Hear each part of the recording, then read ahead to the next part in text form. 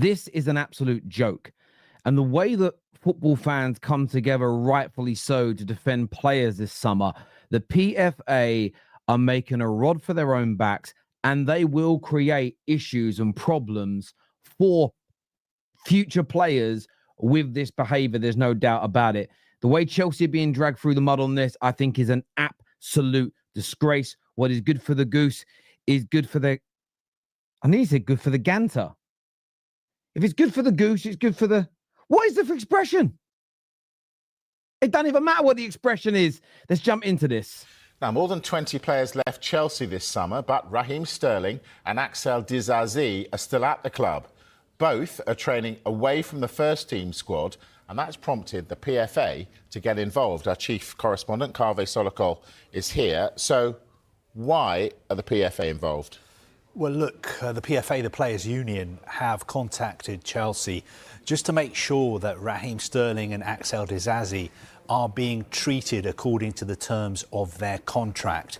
Now, these are two players who don't really have a future at Chelsea anymore, even though Raheem Sterling is believed to earn more than £300,000 a week. He's got 2 years left on his contract. Disasi has got 4 years left on his contract, but they are not part of Enzo Maresca's first team plans. Raheem Sterling went to Arsenal on loan last season. He came back, couldn't get a move this summer. Disasi, second half of last season, he was at Aston Villa, came back, couldn't get a move. Now, what Chelsea have been doing is saying, OK, you're not in the first team picture, but we still have to provide training facilities for you. So they've been training on their own, on a different pitch. They change in a different dressing room from the first team. They have a different gym as well. But Chelsea are providing them with a dedicated coach, and they have a sporting plan as well. So I think from Chelsea's perspective, they're doing everything that they have to. And when the window opens in January, they will work hard to try and get the players' moves away. But the situation is that the...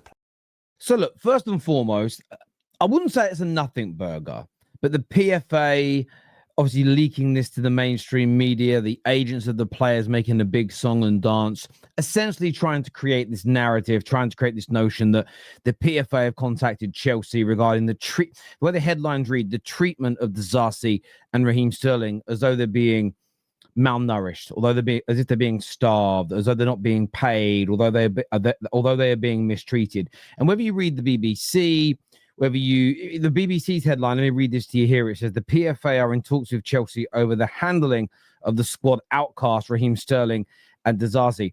And it really does make it sound maybe worse than it really is.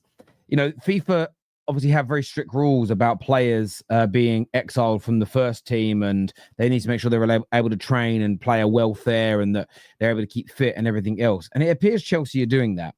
But where this sort of leaves a bad taste in my mouth is you ever like spray deodorant and you breathe it in? That's how it makes me feel, because I'm not against what Chelsea are doing to these players in any capacity, because I'm equally not against players forcing their way out of football clubs. I'm not against players going on strike. I'm not against players saying, I don't want to put your kit on anymore. I don't want to train. I don't want to play the games. You can find me my salary if you want, but please let me go. I'm okay with football players that are earning 300,000, 200,000, 100,000 pound a week who have got new club opportunities and playing opportunities, but for less money, who say, no, I want to stay here and not play and earn my money, because that is their prerogative. I have no personal issue. I may think someone's being lazy. I may think someone's being greedy. I may think a club is disrespectful. I may think a player is disrespectful to a certain degree, on a personal level. I think that. But for me, and it is what's good for the goose is good for the gander. I don't know why that left my mind. If the players can force a move, if the players can force themselves to stay, if they want to earn the money, which may stop your club from selling them and not freeing up wages and bringing in a revenue so they can replace you. If players are able to do that and the PFA don't speak up about it, if football doesn't care when a player does that, it has to work both ways. I think Chelsea here, This is people trying to drag Chelsea over the coals again. This is people trying to point score with Chelsea. And my message is simply be very, very careful indeed what you are advocating for. You might want to jump on this and go, great, good opportunity to attack Chelsea, good opportunity to make Chelsea look bad. What a great chance to stick it to Chelsea again. But in the longer term, are you actually going to do damage to your own club? What if your team needs to force out some players that are not good enough and being paid too much money?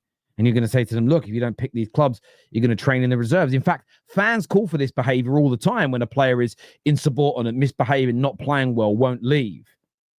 So are we really on the PFA side here? By the way, we are not talking about players who are not wealthy and not being paid well. Let's take a little listen here to Simon Jordan. Posting a picture of yourself on Instagram, oh, give it a break. Sterling went out and had an opportunity to create a new narrative about himself. Did nothing. Done nothing particularly for Chelsea to justify the £48 million transfer fee they paid for him. Nothing to justify the £300,000 a week he's on. And so now he has a choice, Sterling. He can compromise himself out of a contract and be prepared to accept less money. What he's doing now, it would seem, is saying that the money side of things is more important than the playing side. Which is just prerogative. So let's pack it in with the sympathy stuff then. When you're posting a picture of yourself on Instagram, oh, give it a break. These are choices that you've made. Bigger question above all this is, why has Raheem Sterling gone into such marked decline?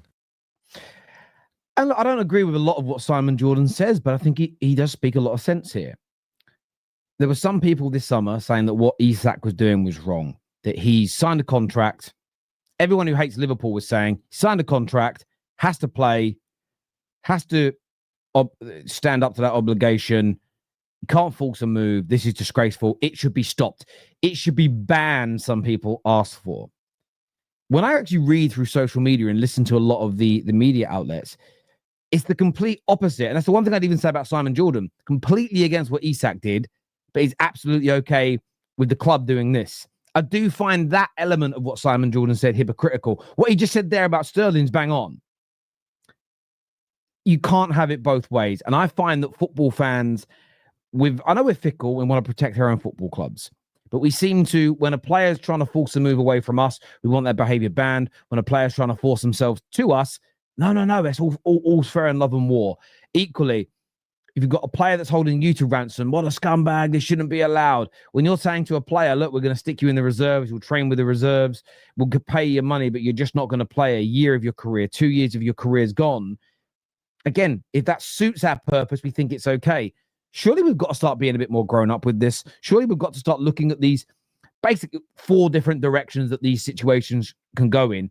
You're either accepting of all of them or none of them. We can't keep picking and choosing which ones are okay. But even then, maybe it's wishful thinking from me. I don't know if we're ever going to get to that point, because I think for a lot of people, it's about, can I stick it to a rival? Can I say Liverpool are arseholes for making Isak's head turn and go on strike? Can I make Liverpool look bad? In this case, can we make Chelsea look bad? Can we twist this in a way that looks like bullying and mistreatment? Can we make it sound like they're a factory and they're underpaying their staff and the working conditions are bad and they can't take toilet breaks? Can we make them sound like horrendous employers? We're sort of trying to do that there as well. And for me, when I look at all of those things, I just find the whole thing disingenuous at best. At the end of the day, Disasi and Sterling had opportunities to leave. They weren't happy with the financial packages, so they decided to stay for the money they're on at Chelsea. Chelsea have got to pay them. Chelsea are giving them training facilities. Chelsea are allowing them to play, but they're saying you're not part of our first team plans. In exactly the same way we saw Isak do. We saw Victor Gyökeres do. We saw Wissa do this summer, but in reverse. I was okay with that. I'm okay with this. Give me your thoughts. Give me your feelings in the comments section below. I'd love to know what your thoughts are. Remember to get that bell notification button turned on as well. Really important to us. Take care. Goodbye. God bless. And I'll see you again soon. Peace.